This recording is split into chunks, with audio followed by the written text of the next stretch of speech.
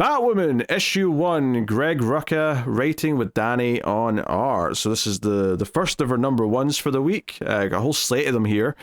And this was obviously anticipated because it's Greg Rucka returning to Kate Kane after almost 20 years. Like, I mean, not quite, but it's getting close to that. And it feels like a big coming home party in a lot of ways. Mm-hmm. So I'll get my negative out the way first, because I do have one. Right. Same. I'm not big on DANI's art. I'm just going to say it. Yeah. I think it works a little bit better when we get to some of like the flashback stuff, when we get to the Alice stuff. It's a little better there. But for the sitting in a room and talking sort of aspects of it, it really was just like, nah, this is not working. Yeah. Just not really my thing. But it's an interest. So like, Kate's in therapy, right? Seemingly she is suicidal, and she is talking about her sister. And I said this when this was solicited, that like, I normally would roll my eyes if a new Batwoman book is announced and they start talking about, oh, we're going to do stuff with her sister, but this gets a pass because this is Rucka returning to actually finish the story that he presumably wanted to tell when he set all this stuff up. It's not his fault they've been redoing, like, oh, Alice comes after Batwoman again in the last 15 years. It's not his fault. Yeah, I actually looked it up. I was curious, okay, because Kate's been around, but when was the last time we actually had Alice? Like, when was that a thing? And obviously they did in the New 52 run immediately following.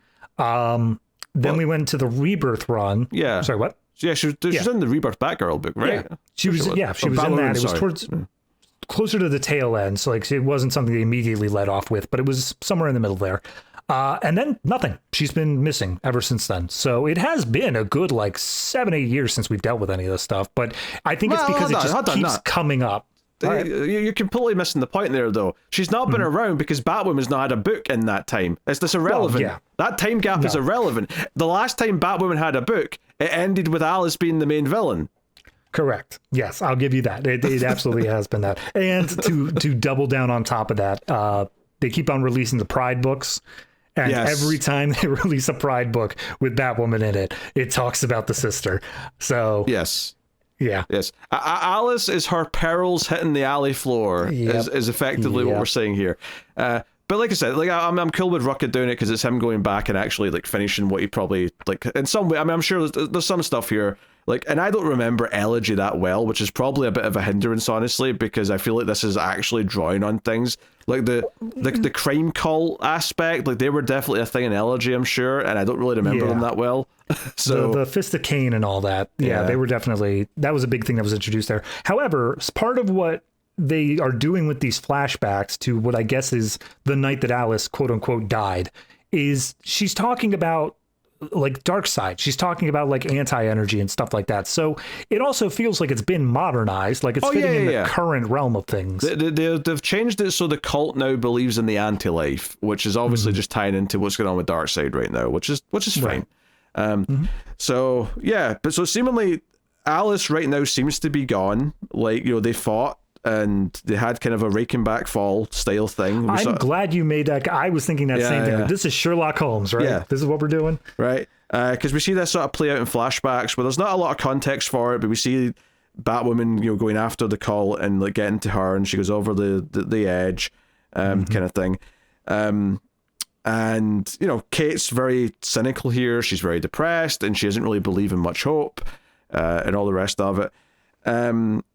But we see that the call is still very much like, oh, we want to ascend, we want to have our chosen one, and okay, we've lost Alice, at least for now, but they're twins, there is another, right? Like, we can go after Kate Kane, like, she can be our vessel, or whatever you want to call it.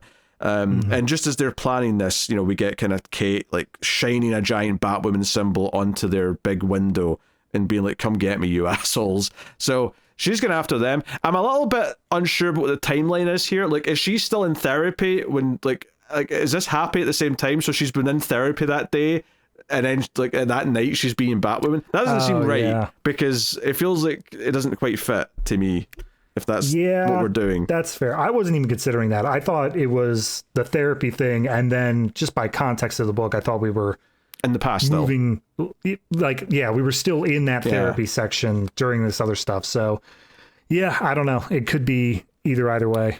Yeah, which is basically my way of saying that I think this first issue is just okay, and it's not made me like less excited for the book going forward. I still think it's probably going to be great, but I think this first issue spent a lot of time recounting who Kate and her sister are so that new readers would know.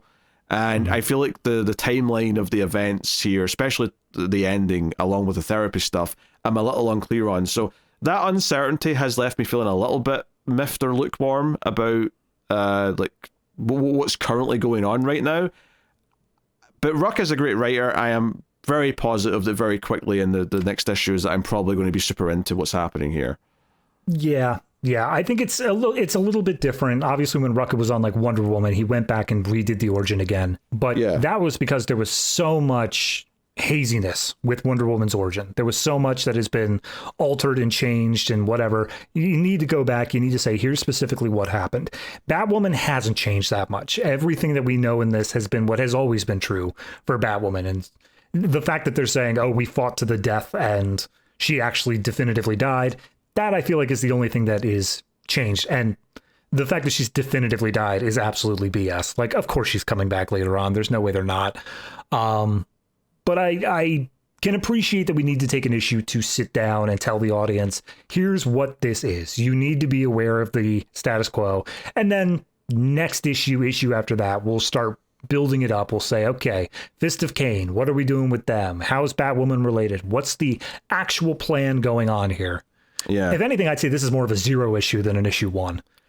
Yeah, I can see that. And I also, because I was actually kind of interested when they started talking about going after Kate. I was like, because did they mention her being in a hospital?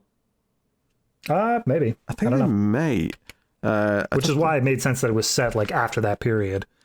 Our agent within the sanatorium has confirmed this. She is within our grasp. Yeah. Yeah. So that made me think, so this is going on. Because I was actually getting kind of excited about the idea that they were going to come to the hospital to try and get her when she's in that condition.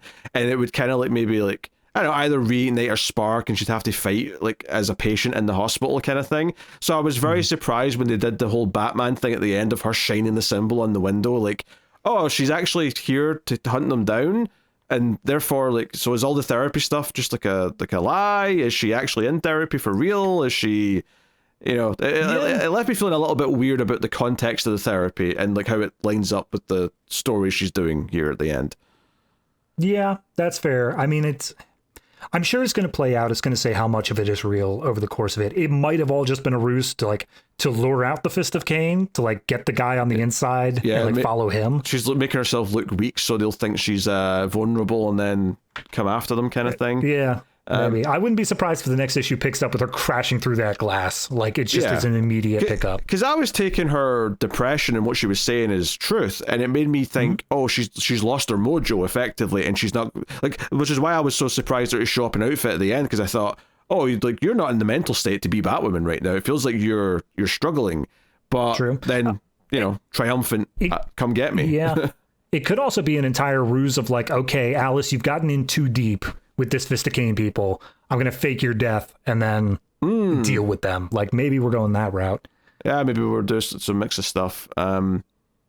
Yeah, or do we do some insane plot twist where Alice has become Batwoman and Kate's the one in therapy? I would be intrigued as to how they could do those gymnastics, but I'm into it. Because I mean, to be fair, it is a wig. It's always been a wig, the red hair, and they are twins, so it's not like it would look. I mean, from a comic book art, we wouldn't be able to tell anyway. But even from the in-universe, it would be pretty convincing, right? Yeah, she is a twin. Yeah. So I don't know.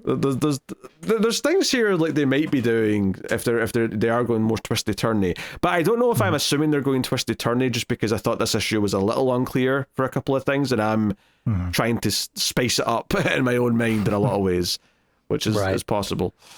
Yeah, I mean, I think I'd be curious to pick this up immediately after reading Rucka's detective run, like reading Elegy, reading those couple extra issues, and then going into this and seeing if it is something that flows a bit more naturally, or if we do want to have the intervening 15, 20 years in mind when we do it.